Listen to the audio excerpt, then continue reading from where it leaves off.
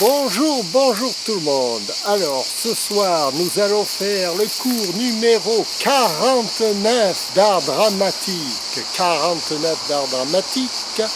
Nous avons escaladé la montagne pour ça, pour venir vous faire ce cours magistral, ce cours merveilleux qui allons enseigner quoi? À jouer la comédie, à jouer la comédie. Comment jouer la comédie? Voilà une bonne question. Question essentielle de notre époque. On veut jouer la comédie? Eh bien, allons-y. Partons, allez, ça y est, ça démarre.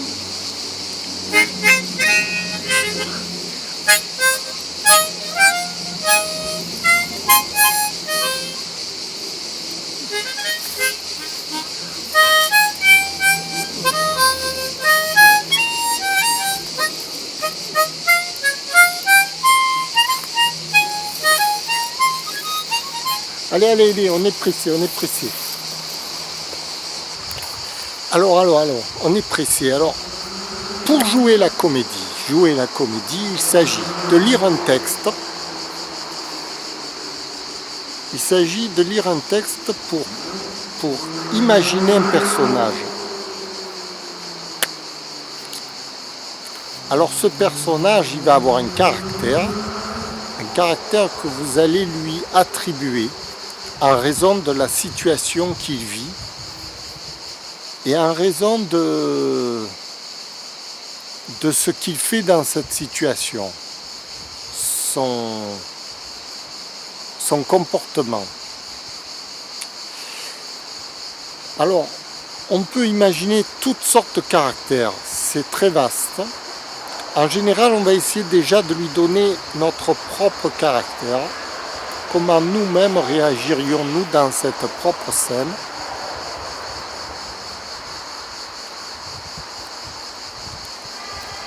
Et puis ensuite, on va essayer de comprendre qu'est-ce que le spectateur va apprécier dans notre comportement, dans le comportement que nous mettons en scène. Et qu'est-ce que le spectateur attend quelque part. Parce qu'en fait, nous jouons la scène pour le spectateur. Ce n'est pas pour refléter notre propre réalité, mais celle que le spectateur, une seconde réalité, qui n'est pas écrite dans la scène d'ailleurs, cette seconde réalité que nous inventons pour, en quelque sorte, donner une option à la scène. L'option de la jouer dans une certaine forme. Exemple très compliqué puisque vous ne connaissez pas la mise en scène, vous ne connaissez pas la scène, etc. Mais essayons de donner des exemples. J'aime bien donner des exemples. Bon, on va donner une scène toute simple. Quelqu'un qui rentre et qui vous dit bonjour. Bon, le bonjour, ça peut être un bonjour normal, comme on dit par exemple bonjour. Vous voyez, c'est un bonjour normal, un bonjour actuel. Mais si on veut donner une option à ce bonjour, on peut par exemple dire bonjour, bonjour. Avec un petit air menaçant, vous voyez. Bonjour! Alors, on ne s'attend pas à ce bonjour menaçant. Et ça ouvre une perspective d'un personnage colérique. Et alors ce personnage colérique va jouer une espèce de colère comique. Voilà. Une colère qui serait dramatiquement comique. Ah, c'est l'option à laquelle on... Parce que si par exemple on jouait le bonjour normal, on dirait bonjour. Et ensuite, difficile d'amener le drame. Vous voyez, derrière un bonjour normal, on ne s'entend pas un drame. Parce que quand on dit bonjour, oh là, qu'est-ce qu'il arrive? Vous voyez, tout de suite. Bonjour! Voilà. tout de suite, on s'attend à un drame, à quelque chose qui ne va pas. C'est l'option que le comédien apporte à son personnage, un trait de caractère qui va permettre de rendre la scène dynamique. Bon, là c'est un exemple basique du plus simple, parce qu'après il faut monter la blague, vous voyez, il faut monter le truc, c'est-à-dire il faut que tout se tienne après le bonjour qu'on a inauguré. Ça appelle la scène. Et la scène, il faut déjà, avant de dire son bonjour, il faut déjà l'avoir en tête. Il faut déjà avoir la tête qui permette d'introduire ce bonjour agressif, ce que vous voulez, qui permette de justifier ce bonjour. Il faut que tout se tienne dans la scène et qu'on ait l'impression que du départ jusqu'à la fin, il y ait une logique absolument normale. Le personnage n'aurait pas pu rentrer en disant « bonjour » parce qu'il était énervé. Son énervement est justifié par un événement qu'il va vous expliquer. C'est pour ça qu'on rentre dans la scène. Voilà. Là, déjà, on a la trame, disons, la logique. Mais, pour jouer ce personnage qui paraît énervé comme ça, à première vue,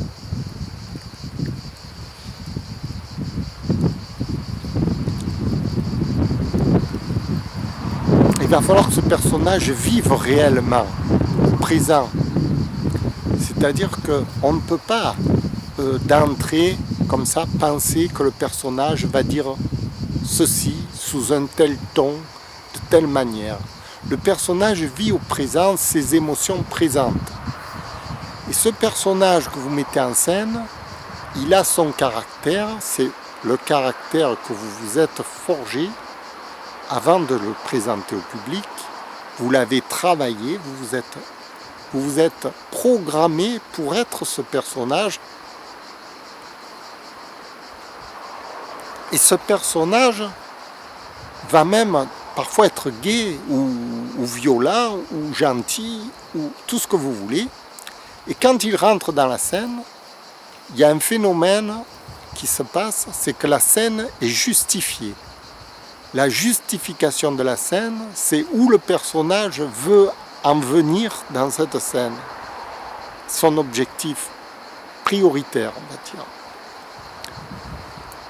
Et pour arriver à cet objectif prioritaire, qui est la finalité de la scène, qui conclut la scène, qui amène le spectateur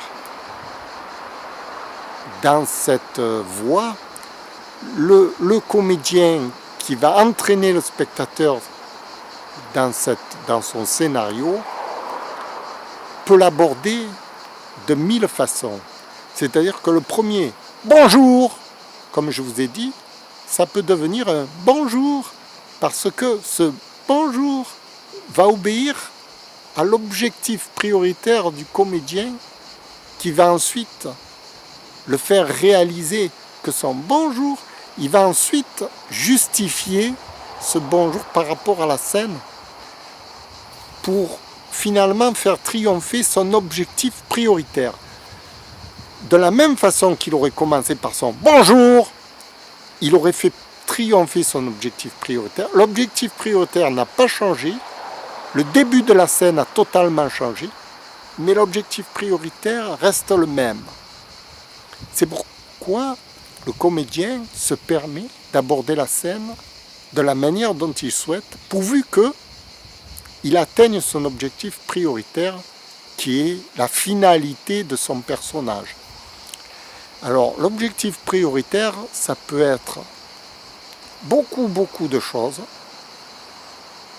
Beaucoup de choses. Ça c'est à la réflexion du comédien, ce qu'il veut faire passer à l'écran, son message essentiel qu'il veut donner à la foule, aux gens qui le regardent. L'objectif prioritaire, par exemple, l'objectif prioritaire de Philippe Dingo, c'est d'enseigner les vertus de la comédie. Parce que lorsqu'il vous enseigne tout le processus de la comédie, il est intimement persuadé que ça va vous faire du bien. Parce que vous allez évoluer. Je vous ai dit, vous allez passer d'un niveau de conscience normal à un niveau de conscience supérieur. Vous allez acquérir les bases. Ce niveau de conscience supérieur va vous permettre de réaliser des prodiges dans votre vie de tous les jours. Et si chacun réalise des prodiges, ça permet à la société entière de s'élever. Le but, c'est d'élever la société à un niveau supérieur, de la faire évoluer. Depuis les Romains, on évolue. Et avant, on était dans les charrettes à bœuf, maintenant, on est dans les charrettes à 4 roues. Mais des charrettes à 4 roues, on passe à l'électricité. Là, c'est une évolution mécanique. Mais on n'a pas pensé qu'il y avait l'évolution mentale. Parce que je ne suis pas sûr que celui qui roulait dans une charrette à bœuf sont moins intelligents que nous qui roulons dans une charrette électrique. Celui qui roulait dans une charrette à bœuf, peut-être appréciait-il mieux la vie que nous. Pourquoi ? Parce qu'il avait une intelligence derrière ça. Son intelligence était probablement à un niveau supérieur à la nôtre. Nous avons perdu l'idée de développer cette intelligence mentale. Nulle part on vous enseigne les vertus de la morale, les vertus de l'homme, où elles sont dans notre société. C'est qui les hommes que l'on regarde? Vous savez ce que c'est ça? Ah, de suite vous avez compris. Hein? Ce qu'on regarde, c'est ceux qui se frottent les mains, ceux qui se frottent les doigts. Ils ne se frottent pas la cervelle, ils se frottent les doigts. Voilà. Et alors, tous les tutos que je vois sur YouTube, justement, parlent de ça, parlent de la vertu de l'homme intellectuellement doit se développer. Dans toutes les sciences anciennes, on savait que c'était la seule solution à l'homme pour le faire évoluer et pour le rendre heureux. Voilà. Et notre société actuellement passe par la télévision. C'est notre média culturel commun. La télévision avec les acteurs et les actrices, tous les gens qui passent à la télévision sont des acteurs et des actrices, de tout niveau, du débutant jusqu'à l'excellence. Mais la foule qui regarde tous ces acteurs sont incapables de jauger, c'est-à-dire de noter un acteur. Par exemple, si moi je demande à quelqu'un du tout venant à 10 personnes, de demander quelle est la note de cet acteur, comment vous le noteriez, vous, ils sont incapables de dire ça fait 10 ans qu'il fait de la comédie, ça fait 5 ans, ça fait 20 ans, ça fait que 3 ans, ils sont incapables de le dire, alors que c'est une notion fondamentale. Tout le monde devrait être capable d'apprécier un bon comédien. Pas de l'apprécier au goût, de l'apprécier, de le noter. De savoir, par exemple, tout simplement, moi qui vous parle, quelle note vous me donnez. Depuis combien de temps vous pensez que je suis comédien? Quand j'ai débuté devant une caméra, c'était dans les années 88, 89, vous voyez, 88, 89, j'avais acheté ma première caméra pour me filmer, pour voir un peu. Je vous assure que c'était pas beau à voir. Hein. Ah, je vous assure. J'étais incapable de prononcer un mot, de dire quelque chose, absolument nul. Nul de chez nul. Le plus nul de tous. Il n'y avait pas plus nul que moi. Hein. Alors que là, maintenant, d'un coup, vous me voyez, 30 ans ou 35 ans après, je ne sais pas, 32 ans, 33 ans après, vous me voyez, je vous parle normalement, comme si tout allait bien, comme si j'avais fait ça toute ma vie, comme si c'était naturel, vous voyez, de vous parler. Alors que rien n'est naturel, tout est appris. Ma façon de vous parler là, j'étais incapable de la faire il y a seulement 2 ans en arrière. Voilà. J'ai appris l'improvisation parlée depuis récemment, depuis qu'on m'a demandé, parce qu'avant je faisais de la comédie, mais de la comédie classique, avec un texte, vous voyez. J'étais incapable d'interpréter, de créer ma mise en scène instantanément, comme en ce moment je suis en train de la faire. Et ça, j'ai pu rapidement l'acquérir parce que j'avais toutes les bases déjà de la comédie. Depuis 30 ans, ils étaient en moi, je les avais construites, donc il me suffisait de passer à l'improvisation. Ce qui est une démarche plutôt logique et saine. De faire tout de suite de l'improvisation sans avoir fait de la comédie, d'avoir acquis les bases de la comédie, c'est plutôt bancal. Il manque quelque chose. Voilà. C'est ce qui se passe actuellement dans toutes les scènes de télévision, télé-réalité, etc. Les gens font de l'improvisation directement dans la caméra, mais on voit que ça manque de maturité, vous voyez. Ça manque d'intelligence derrière, ça manque de quelque chose, c'est bancal quand même. Voilà. Voilà, écoutez, je vous ai expliqué un cours de comédie, comment on aborde la comédie. Alors, évidemment, là, c'est comme on l'aborde quand on a déjà 30 ans d'expérience. Mais, au début, je ne pouvais pas l'aborder de cette manière. Je l'abordais tout à fait de façon naïve et bête. Tout à fait stupide même. Parce que je ne connaissais rien. Voilà. Mais quelqu'un qui connaît quelque chose comme moi, qui a un parcours, qui connaît la topographie du terrain, va vous donner tout de suite les repères, etc.